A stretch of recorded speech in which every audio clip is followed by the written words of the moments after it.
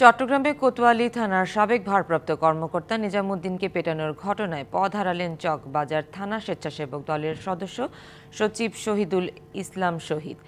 সোমবার স্কুল থেকে ছেলেকে আনতে গিয়ে নগরীর পাঁচলাইশ এলাকায় মারধরের শিকার হন তিনি। পুলিশ বলছে, ওসি নিজামের বিরুদ্ধে কোনো হত্যা মামলা নেই।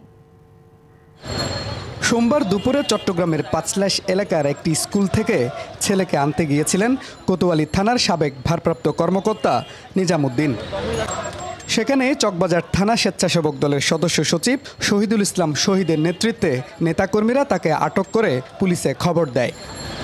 এ সময় তাকে শারীরিকভাবে লাঞ্ছিত করা হয়। পরে পুলিশ গিয়ে তাকে উদ্ধার করে। সে ভিডিও ছড়িয়ে পড়ে সামাজিক যোগাযোগ মাধ্যমে। এ সময় তারা বিএনপি সহ বিভিন্ন রাজনৈতিক দলের নেতাকর্মীদের মামলা দিয়ে হয়রানি, গ্রেপ্তার ও নির্যাতনের অভিযোগ আনেন। মাঠের অলরাউন্ডার আমি, আর ঘরের allrounder Taillox. Taillox toilet cleaner, clean মানেই টাইলক্স।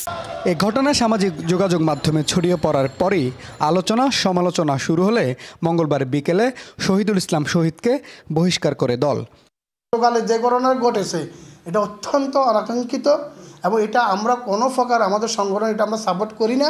আপনার রাগ খুব যদি থাকে আপনি মামলা করবেন, আপনি আইনের আশ্রয় নেবেন। দেশের সরকার আছে, আইন আছে, ওনারা ব্যবস্থা নেবেন। পুলিশ বলছে নিজামুদ্দিনের বিরুদ্ধে কোনো হত্যা মামলা নেই। এদিকে তার বিরুদ্ধে কোনো অভিযোগ থাকলে তা আইনিভাবে মোকাবিলা করার পরামর্শের পাশাপাশি নিজামুদ্দিন কোনো অভিযোগ দিলেও তা খতিয়ে দেখবে সিএমপি। বৈষম্য বিরোধী আন্দোলনে সংক্রান্ত যে মামলাগুলো রুজু হয়েছে সেই সকল মামলা আমরা দেখেছি তার কোনো নাম নেই।